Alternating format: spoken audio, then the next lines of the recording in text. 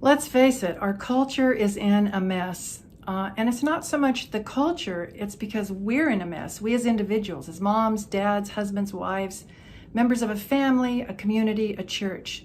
For far too long, we've been trying to determine our own happiness on our own terms. And I'm no different. My name is Rose Sweet, and I've been in Catholic divorce ministry for close to 30 years. I had early on decided that marriage would make me supremely happy. All I wanted was a husband, home, and kids to give me purpose and to give me joy. But I tried to figure it out on my own, and I listened to the lies of the culture, and away I went. I crashed and burned, found myself married and divorced more than once. The last time was really painful. I'll never forget. I'd worked so hard this time to do it right. But remember, there's two people in a marriage, and we can do all we can, and sometimes it's not good enough to make it last. My husband had walked in. I was sitting on the edge of the bed, and I'll never forget, he had beautiful green eyes, but they were cold and hard. And he looked right at me. I'd never seen this look on his face before, and he said, "I don't want to be married anymore." And he walked out. Well, I panicked. I did what so many people do. What do I have to hang on to? I tried to get him to come back. I tried to negotiate. He was done. There was nothing I could do. I went into a deep depression. It was before the holidays, and for the first time in my life, and I'm Mrs. I Love Christmas, I didn't decorate my house. I couldn't even think about putting up a tree. All I wanted to do was curl up in a ball and suck my thumb and wake up the next day and have everything be different. But as you know, that's not how life goes. I'll never forget, one of the consolations I had was the woman who was our housekeeper, who had practically raised us as a child, came to visit me that Christmas. And she showed up on Christmas Eve and put some dinner on the stove and a cake in the oven and put me down for a nap, just like I was a little girl again. I was broken. I was scared. I was ashamed. I had failed again. Then I did what a lot of divorced people do. I thought, okay, I just got to find somebody else and then I'll be happy. But at the same time, I had been coming closer to the Lord, going deeper in my faith, and I knew that I needed to draw close to Him. I knew that I shouldn't be running out there and trying to find things that would make me happy again. But it was a struggle. Christmas is horrible. I did get up and take a shower and get to Christmas morning mass, but then I came right back to bed after that. Then there's New Year's, with the champagne and the kissing at midnight, and I wasn't going to any parties. I didn't have anybody to kiss, and we fall into self-pity.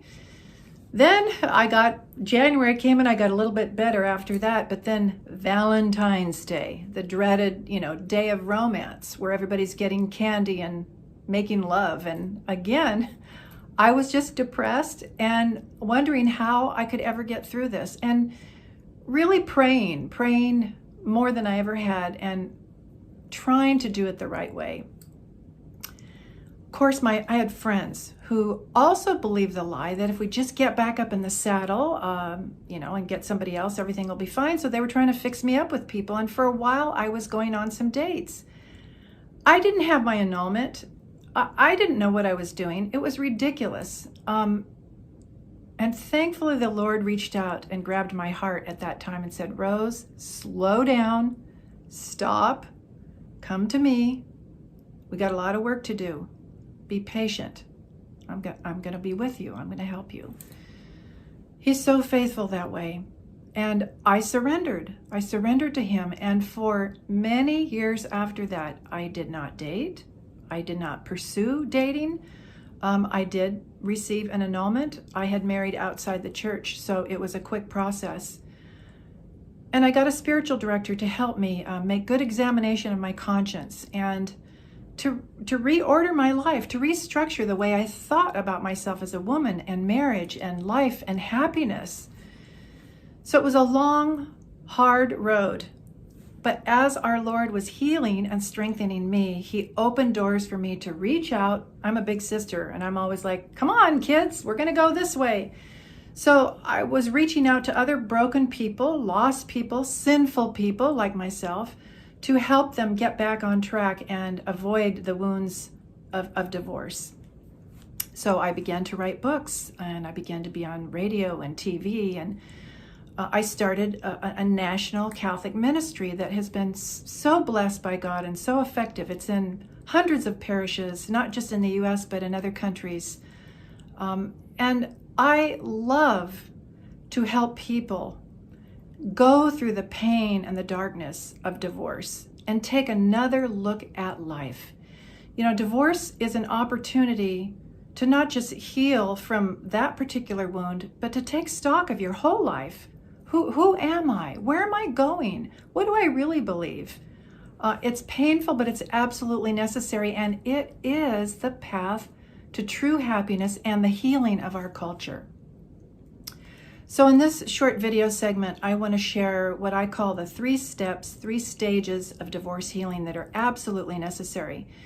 This is for you if you've gone through divorce, if it's happened recently or even years ago, because sometimes we skip stages of healing, and maybe the Lord is nudging us to go a little bit deeper, go a little bit higher. This is for you if you have family or friends or adult children who are going through or have gone through divorce. This is for you who work in ministry to help people go through divorce. So the first stage is settling your wild emotions. Look, you know, when we're dealing with kids, when they're screaming and yelling, you can't sit down and negotiate with little terrorists. The emotions are in the way, and they're wild, and they're being fed, and they need to be settled and calmed down. I had no business going out dating or trying to figure out what my future would be, or even dealing with the court issues until I got my emotions stabilized. In the Surviving Divorce video series that I created, currently with Ascension Press, we divide our 12 video programs into these 3 areas of healing. And the first 4 are all about addressing the wild emotions. We have to master our feelings and go instead by what we know to be true. We have anger, we have shock, we have fear, we have depression, we have self-pity, we have revenge. We have all those emotions that are stirring in us because we think if we give credit and attention to those, we'll feel better and we'll be happy. It's a lie. And you don't have to have gone through divorce to understand any trauma that, takes the rug out from under our feet will send us into this emotional tailspin. So the first step is calming our emotions. And the best way the church is always taught to do that is to go to our intellect. What do we know to be true? We know God loves us. We know God is there. We don't feel like he loves us. We don't feel like he's there. We have a million questions. Why did he let this happen? But again, that's our emotions pushing us away. It's a time to slow down, stop the mind chatter, stop the heavy, intense activity. Take naps, give yourself time. Go get some help. Get a coach, get a therapist, get a spiritual director. But get those emotions under control. Only then can you move into phase 2, which is now dealing with the details, settling the details. So first you settle the emotions, and then you settle the details. I had to go to court. We have custody issues. We have financial issues. We have where am I going to live issues. There are a lot of big traumatic problems that follow divorce, that are in divorce and follow divorce. And they can last for years. I had to learn how to forgive when I didn't feel like it. I had to learn to deal with the kids. What do we do? What do we say? What's going to happen? What's going to happen in the courts? One of the things that I learned, and this is God directly, is don't fight so hard for everything that you think you deserve or that you really do deserve. Be trusting in God. Be generous. When it's time to let go, let go. Let go. I know people who are locked in battles in court for years, and they're just being drained of their joy, their happiness, and God's grace can't get through when our hearts are filled with bitterness and fear and anxiety. Again, those are the emotions, and emotions are always trying to creep back into our healing. So settling the emotions, then settling the details in court and moving on. And only then, when we've dealt with the immediate issues, can we even start to think about my future. Where do I go after this? Where do I fit? How do I belong?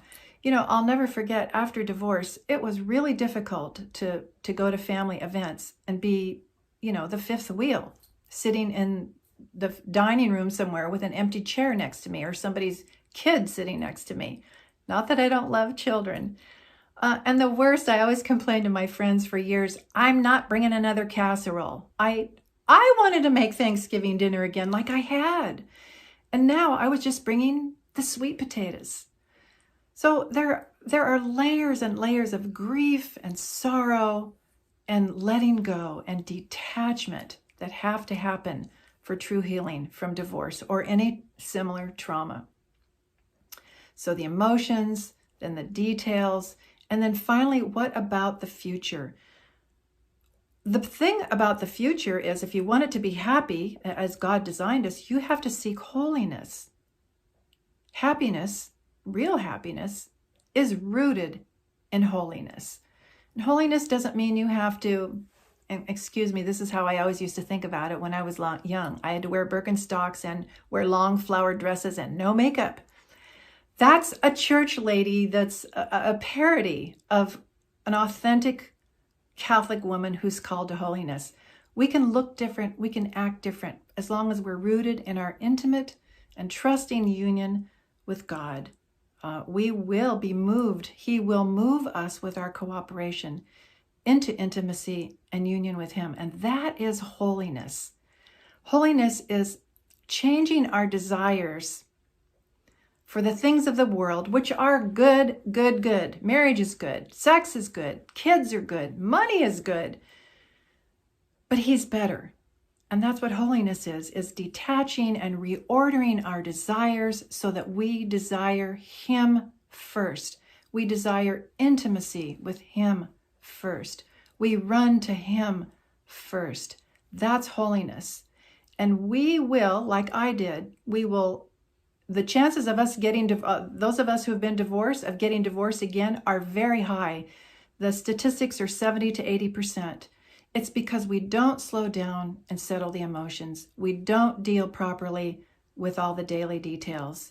And we rush back into relationships without ordering our relationships, without reordering our happiness to make our desire for God number one. If we don't put God number one, we're going to look at our new relationship as number one. Again, we deify our spouses. And when our spouses let us down, we often turn and deify the kids. We put into that place of our hearts that belongs to God alone, husbands, wives, and children, because they are primary and beautiful relationships and sources of great love and security and all good things, but they are not God. They are not our end all and be all. That's what I do in my mission to help the divorced person. You know, I don't give them a lecture on being holy right away. First, I go back and help them deal in phase one, deal with their wild emotions, to draw on what they know and what they believe. And then we work through the details. You know, what are you going to do with the kids and the court and the money and all that other stuff? Then let's look at relationships. This is a stage where the dreaded A word comes in, especially for us who are Catholic, and that is annulment, properly called a decree of nullity. I have a lot of different videos on this, and I've written books, and I don't have time to go into it right now, but annulment basically says, look, we presume your marriage is valid, because the church teaches that whenever a man and woman say I do, that they mean it, and there's a valid marriage bond that comes into being on that day. For many people, what looks like a marriage was only a wedding. For far too many, they enter marriage with the wrong attitudes, the wrong intent, or some serious incapability of living out marriage as the church understands. We all know this. I use a common example of the school teacher. You see it in the National Enquirer every few years. She's in her 20s and she's having sex with her 12-year-old, 13-year-old student. And they love each other and they want to get married and they want to have a family. And biologically, they're able. But even the state recognizes a 12 or 13-year-old boy isn't capable, no matter how he feels, he's not capable of living out marriage as the state intends it, as we, the church, intends it, as God intends. So back on track, if you have been married and divorced, the church understands that there's a valid marriage bond there that cannot be broken except by death. And you cannot date. You have no business dating. But I just want to feel better. I want to feel attractive again. Of course, I totally get that. But that's using another person. That's using another person to go out on a date or a coffee date, or we're just friends, because it will make me feel better. And it's a big setup and a temptation for you and them. It's a complex thing that we need to avoid. If you or anybody you know is in this situation and needs help, go to my website, rosesweet.com. I'm happy to give some free consultation to people. But the last stage of divorce healing is, again, making God first and only then seeing if we can enter into new relationships properly and freely. You know, I did remarry after a couple decades, but I look back on those single years and they were very beautiful. They were very satisfying and very good. We don't need marriage to be holy or happy. It is a great good, but we can have rich, full, satisfying, wonderful lives without it. So hopefully this will help you or somebody that you know understand the 3 very necessary stages for any divorce healing, for any situation to go through. And if you skip a stage, you're going to be lost or stuck in a place of pain. And I don't want that for you. Go to my website, rosesweet.com. Look at some of the resources we have. I am a divorce recovery coach in addition to being a life coach. And I love to help people find the happiness that they desire and to find the love that they really desire, the love that never will leave them, the love that lasts. And that's how we're going to heal the culture.